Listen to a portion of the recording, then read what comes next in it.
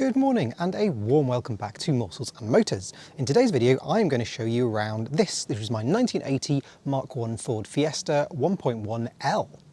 There don't seem to be any other videos on YouTube showing you a proper look around a baser model of a Mark 1 Fiesta. There's a couple of videos including iDriver Classic has done one on an XR2, but generally speaking the kind of lowly ordinary models don't get much of a look in. Now, I bought this car in March this year, and some of you may have been familiar with the restoration series videos on my channel where I have gone through almost every system on the car and replaced almost everything that needed to be replaced because it'd been sitting for about 20 years in a garage somewhere in London. But now it's time for me to go back to what this channel does best, and that is car reviews. And so today I'm going to tell you a little bit about the history of the Mark 1 Fiesta, show you a good look around the exterior and the interior, and then we'll go for a drive. The Fiesta was launched in 1976 in mainland Europe and in 1977 in the UK, and it was Ford of Europe's first front-wheel drive car and also their first proper hatchback. We tend to think now that the Fiesta was a pioneer in superminis, but that's not actually the case. In 1972 the Renault 5 was launched, as was the Fiat 127, and it was the 127 that the Fiesta was designed to compete against. Later on in its development, the Volkswagen Polo was launched originally as the Audi 50 in about 1974, and that upped the supermini game just that little bit further.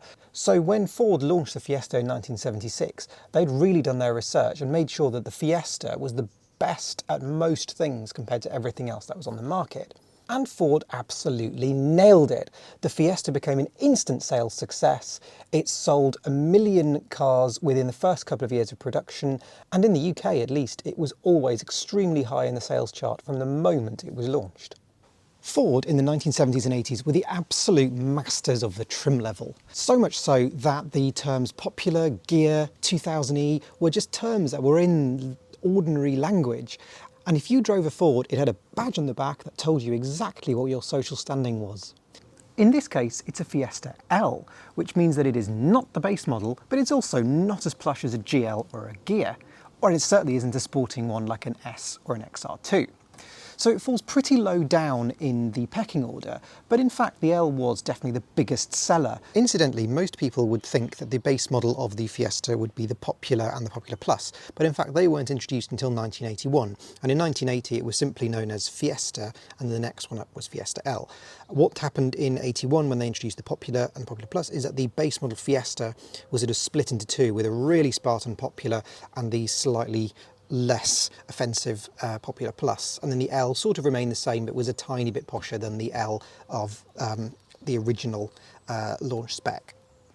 I, just like Ford, am obsessed with trim levels, so let's show you what the L gets, which is bright bumpers on the front, a bright door mirror on the driver's side only of course, bright trim underneath the windows and also on the door handle, heated rear window and a rear wash wipe, woohoo!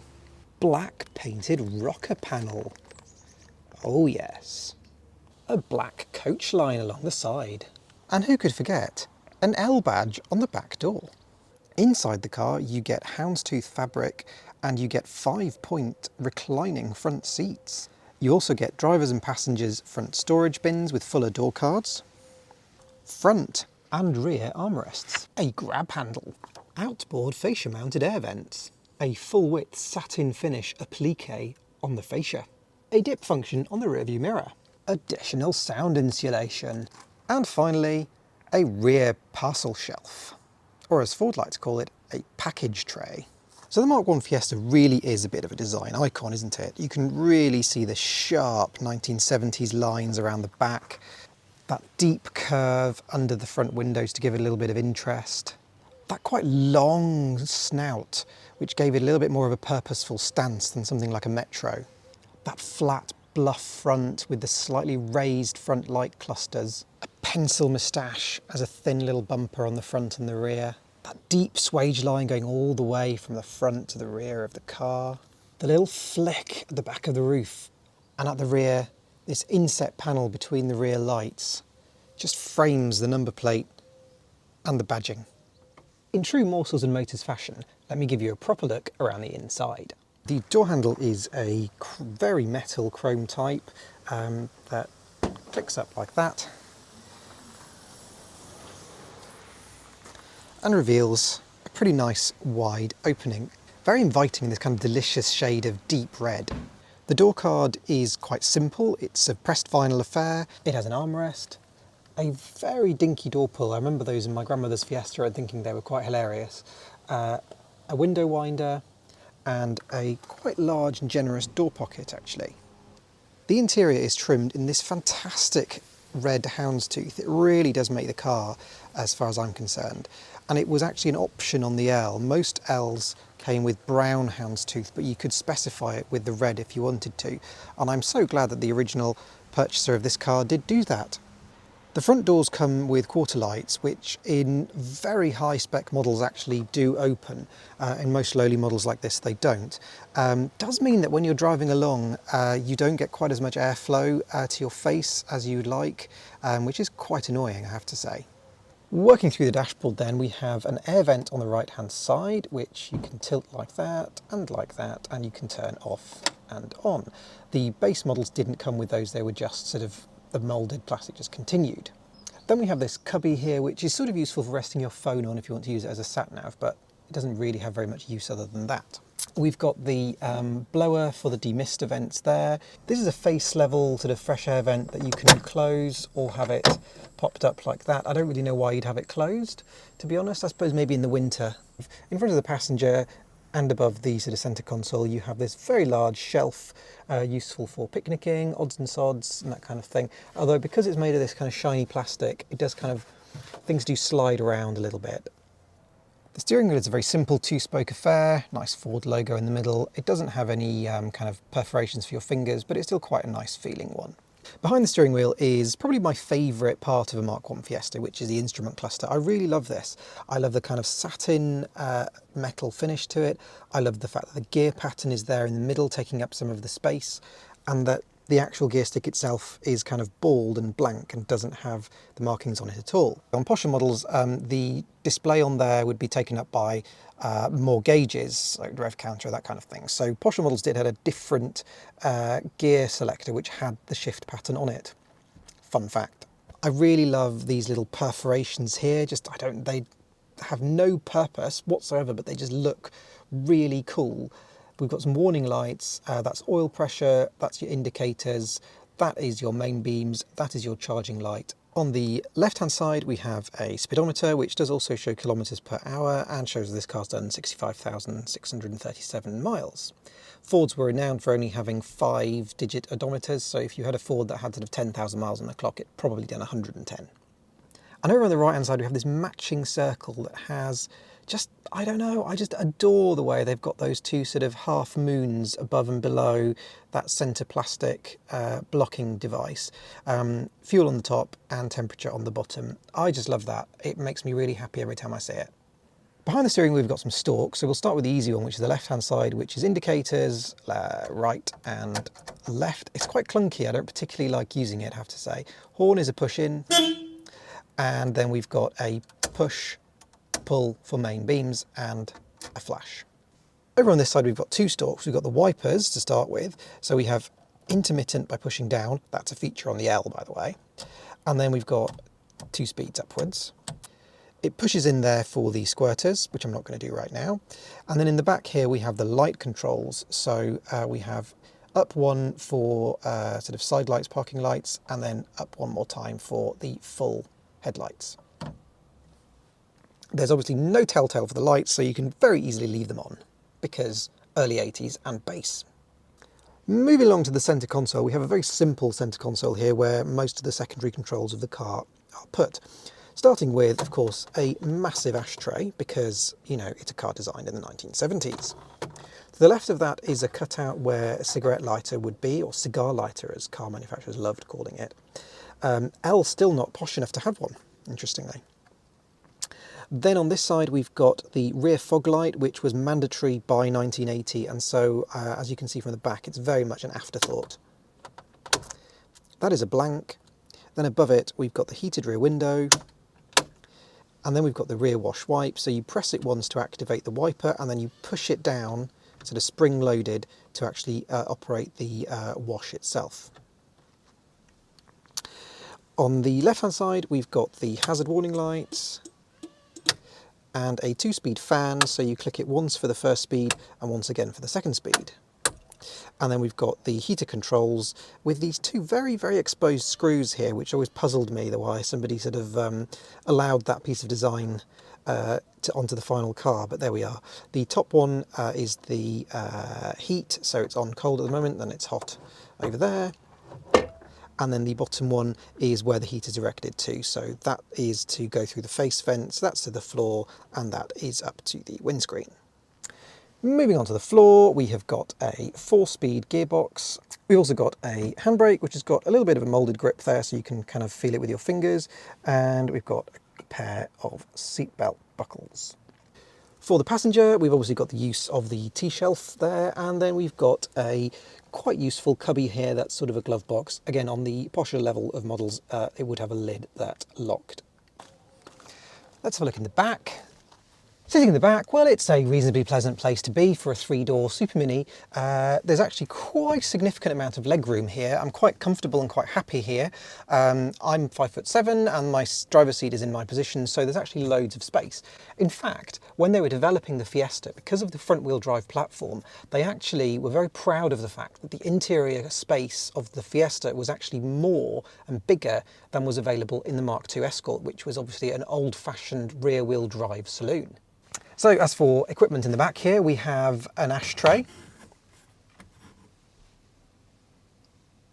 Oh, sorry, that was it. There are no rear seat belts in this generation of Mark I Fiesta. The later ones, post-facelift in 1981, did sometimes have them. You'll also notice this rear package tray, as Ford calls it, which is actually made of really, really thick MDF. Again, the post-facelift one's totally changed to a lightweight plastic one, which I can totally see why. And that brings me to one of my complaints about the Fiesta, which is actually the boot. Now, the boot is pretty capacious, as you can see. It's not a small boot by any stretch of the imagination. However, it's very, very shallow. You've got this very raised floor, and I'll show you what's underneath these wooden panels in just a moment. But it means that there's very little height between the boot floor and the parcel shelf. And the parcel shelf, as I said, is big and chunky, and you can't very easily take it off and have it hanging about in the boot.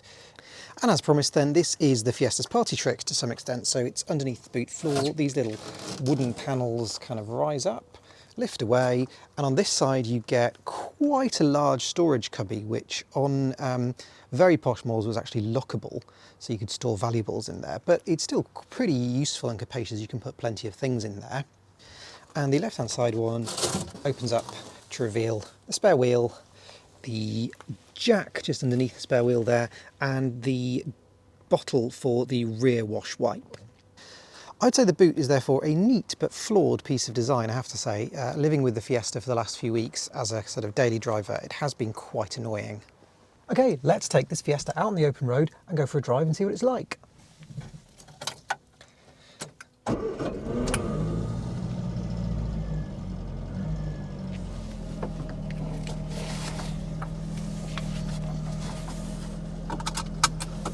So the driving experience of the Mark I Fiesta is, I think, best described as raw.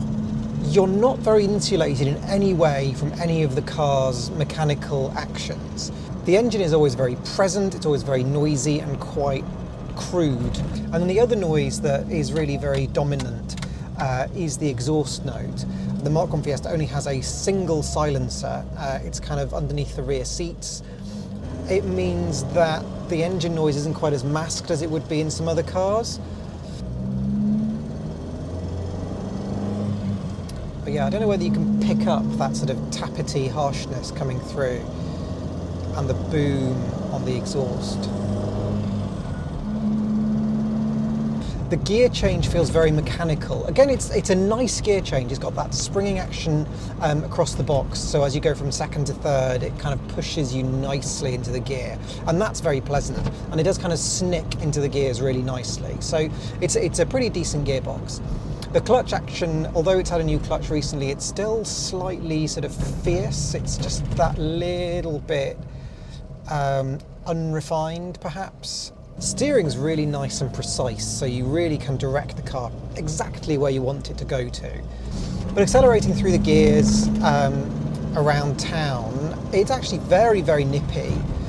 cruises really happily in 30 in fourth without any difficulty whatsoever. The engine is incredibly torquey, so it just pulls and pulls and pulls from really, really low revs. Visibility is really, really excellent. You've got acres and acres of glass around you, so it's really nice and easy. You can see why these cars were so many people's first cars. The ride is quite firm as we go over sort of potholes and fairly crappy city road surfaces. You do kind of feel all the bumps and things bouncing up through the suspension. It's certainly not soft, but that does have the flip side, is that when you're kind of going on a country road, you can really feel the driving experience and you can really feel the road and you get a lot of feedback. So that's pretty, you know, it's a positive and a negative, depending on how you look at it. Right, let's get a little bit of speed up, shall we? It pulls so well. It's really quick. It really is. I mean, it weighs nothing, and the 1.1 engine with its 53 horsepower is just perfectly suited to it. It never ever feels slow in any circumstances. And at speed, I mean, we've only got 4 speeds, right? So it does get a bit raucous. We get some wind noise, we get some tyre noise, we get that exhaust noise kicking through as well. And there's the boom of the tappets thumping away there at the engine.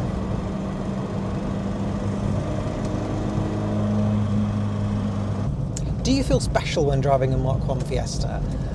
You feel special in the sense that people certainly are looking at you, because like the very first drive I did in this, which was literally just at the petrol station, somebody kind of waved and said, "Oh my God, look at that," because it was everyone's first car or their grandmother's first car. But does it feel special with an actual driving experience? I would say no. I think the driving experience itself is a little bit disappointing. It's just not as together and as smooth and refined as I had expected it to be. And I think that it will be really interesting to do a comparison with both the Metro and the Mark III Fiesta, just to see exactly where those sort of rough edges are on this compared to them. And whether they have their rough edges as well. Of course they do. Anyway, thank you so much for watching this video. I do hope that you've enjoyed it. I'd be really, really grateful if you would like the video if you've done so, and also subscribe to my channel for more content. I'm hoping to get a few more reviews done over the next few months of other people's cars, and also a few comparison videos of my cars too. I'm going to be doing Metro versus Fiesta, following the Autocar article that did so in 1981, so stay tuned for that one. As always, I'm very grateful to everybody for watching, and I will catch you soon in the next video. Bye!